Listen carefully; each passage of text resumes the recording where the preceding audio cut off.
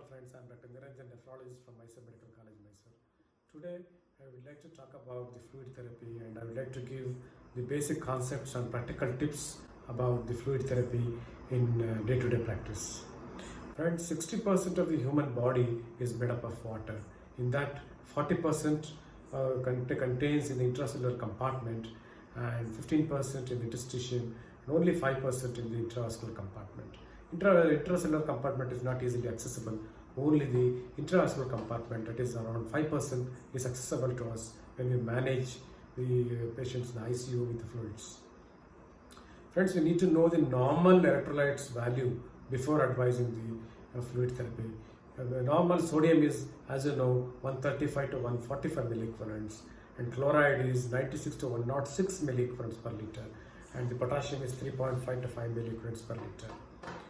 So before advising fluid, you need to know the clinical context and the volume status and the electrolyte disturbance of the patient, as well as whether the patient needs calories or not. So friends, grossly we can divide the fluids into the crystalloids and colloids. Crystalloids include normal saline, 5% dextrose, dextrose normal saline, and ringer lactate, and the balanced solutions like plasmolite, and some fluids like isolite M, P, and G. This isolite is rich in potassium and low in sodium. Today I will be concentrating only about the routine IV fluids like NS, RL, 5% dextrose, and DNS. Friends, if you take up the normal saline, it contains 154 milliequivalent of sodium and 154 milliequivalents of chloride, which is really high sodium and very high chloride. So this fluid is a very good choice to be used in patients with vomiting, because a patient who vomits will lose the chloride in the vomiters, because gastric juice contains hydrochloric acid. So any patient who has a vomiting will lose the chloride in the vomiters, and we have to replenish the chloride in the form of normal saline.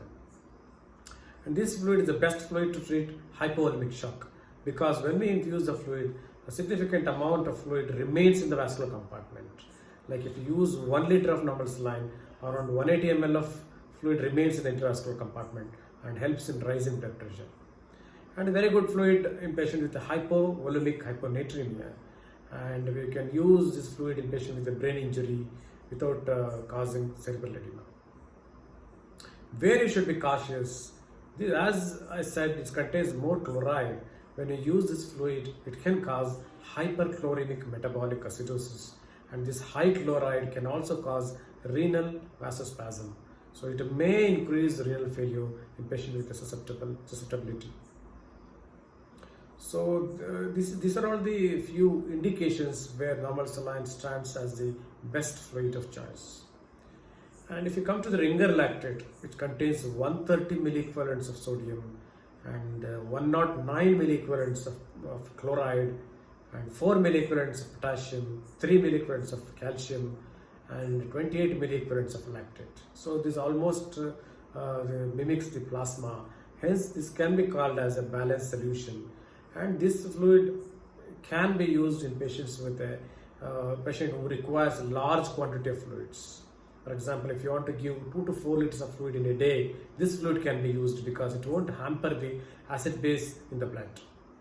And this as it contains the lactate, the liver converts the lactate into the bicarbonate. It may be a good choice in a patient with a mild metabolic acidosis. And patient who has a diarrhea, the best fluid is ringer lactate, because in loose stools, the patient loses bicarbonate, and this ringer lactate contains lactate, which converts into the bicarbonate in the liver, which will give the bicarbonate to the patient. Hence, this is the best fluid in patients with acute diarrhea, especially in patients with cholera. And there is a very good fluid in patients with burns, because the patient is losing more fluid in the burnt area of the body.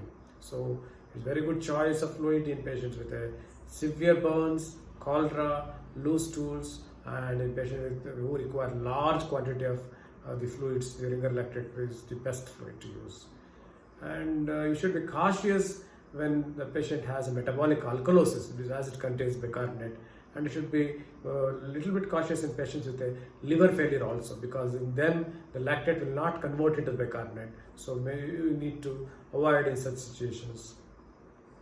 And the next fluid is for the 5% dextrose. 5% dextrose contains 50 grams of glucose. So it gives around 170 kilocalories of energy, but it does not contain any other electrolytes. And one of the bad thing about the 5% dextrose is when you infuse 1 liter of 5% dextrose, only about 80 ml will remain in the vascular compartment, and rest will easily seeps into the interstitium and goes to intracellular compartment, because it is a hypertonic solution, and hence you cannot use this fluid as a resuscitative fluid in patient with a shock. So where else you can use this 5% dextrose? You can use this in patients with a preoperative wards, because when you keep the patient nil by mouth, you need to give some calories, and you can use this fluid. Though it doesn't give adequate required calories, at least it gives some calories. So you can choose this, and you can avoid starvation ketosis. And this fluid can be used as a vehicle for administering many drugs. You can use this 5% dextrose to give amphotericin B. And so many drugs you can use this ringer lactate as a vehicle to give administer the drugs. And the 5% dextrose should be used very cautiously in patients with hyponatremia, because as I already said, the 5% dextrose is easily metabolized in the blood faster and gives only free water. So if you use in a patient with hyponatremia, it will worsen. Whereas it's a very good choice in hypernatremia, because we need to give free water. There you can utilize the 5% dextrose as a fluid of choice to treat the patient of hypernatremia. So the next fluid is the dextrose normal saline, which contains the constituent of normal saline as well as the 5% dextrose. So you can use this DNS as one of the component along with the other fluids. When you are using fluids in the perioperative period, you can use the NS and DNS and RL alternatively in that way. So friends, now let us know how to calculate the amount of fluid to be infused. For example, if you want to use 2.4 liter of fluid in a day, how to give, and what is there any way which we can easily do it in our practice, especially in our setup where the syringe pump is not easily available. You can utilize this formula of 10 and formula of 4. So if you want to give 2.4 liters in a day, you multiply 2.4 into 10, it comes 24. So if you give 24 drops per minute, you can give 2.4 liters of fluid in a day. Very, very simple way of giving fluids. If you want to use the fluid in an hour, for an hour or for 3 to 4 hours, how to do that? So it's also, you can utilize the formula of 4. For example, if you want to give 100 ml in 1 hour, you have to divide 100 ml by 4. So you can give 25 drops. So if you divide 100 by 4, it is 25. So 25 drops per minute if you give, you can give 100 ml of fluid in 1 hour. So it's a very, very simple way. That is rule of 10. You have to multiply the quantity of fluid per day by 10. For 1 hour, divide by 4. You can use the same value what you get. You can use as a number of drops. If you are using a micro drip set, it is also very, very easy. For example, if you want to use 50 ml per hour, if you want to advise, you can advise 50 microdrops per minute. So microdrops per minute is equal to ml per hour. So very easy. So you need not worry about the amount of fluid when you use this micro drip set as well as the routine drip set what we use in wards.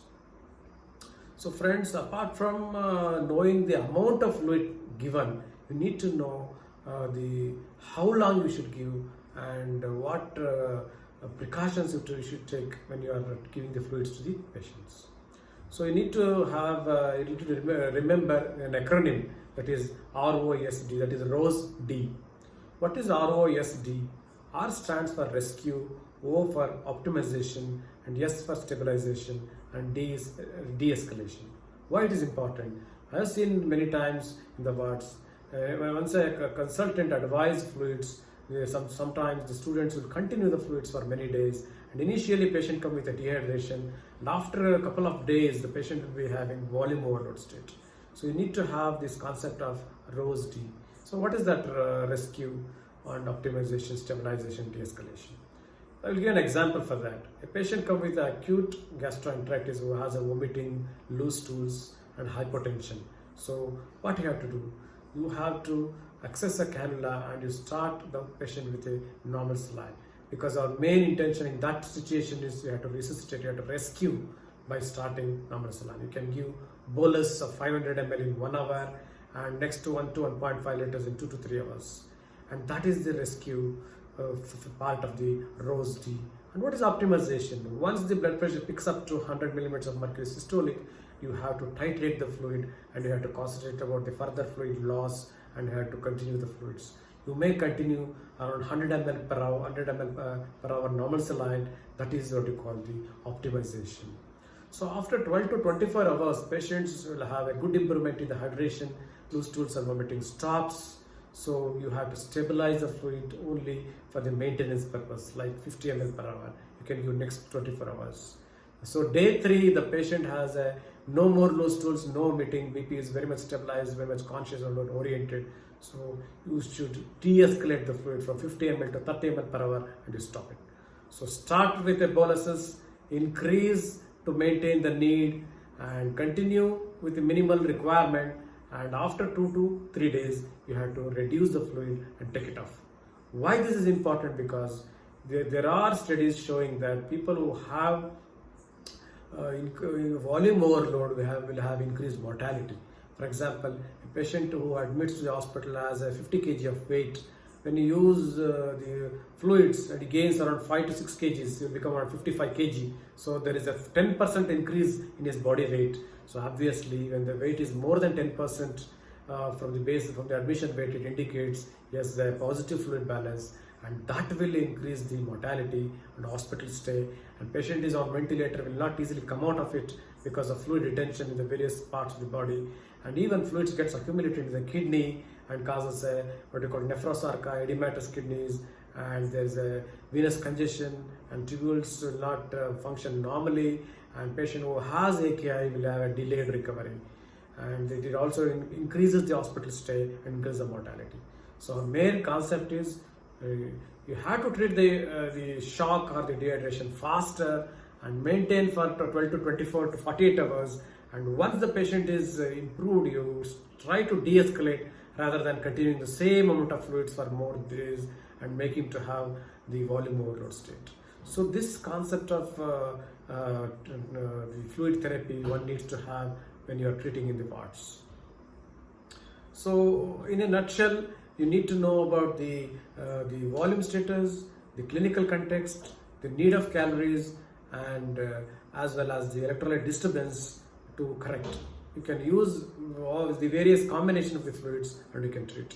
And if a wise doctor can in fact make himself the fluid which is physiological. For example, if you want to make a fluid which contains more potassium and more bicarbonate, you can take a half normal saline and you can add sodium bicarbonate, the amount you require approximately. If you want to, you can take 1 liter of half normal saline, add 70 milliequivalent of sodium bicarbonate, which will increase the sodium of half normal also, and also add the bicarbonate, so it can act as treatment for acidosis. If you want to add potassium, you can add the potassium chloride injection depending on the need, 10 milliequivalents, 20 milliequivalents or 40 milliequivalents in 1 liter you can add. Thereby you can prepare your own physiological fluid which contains the need of electrolytes of sodium, chloride, potassium and bicarbonate, whichever amount you need. So a good, wiser doctor can definitely treat the patient with a good amount of fluids, as well as the choice of fluid should be correct. Ultimately, a doctor should give the right quantity at the right time and at the right fluid. Hence, if, the patient can recover faster. So by this, the general concept, I will end my talk. Thank you very much. Hope this will help the primary care health provider in day-to-day practice. Thank you very much.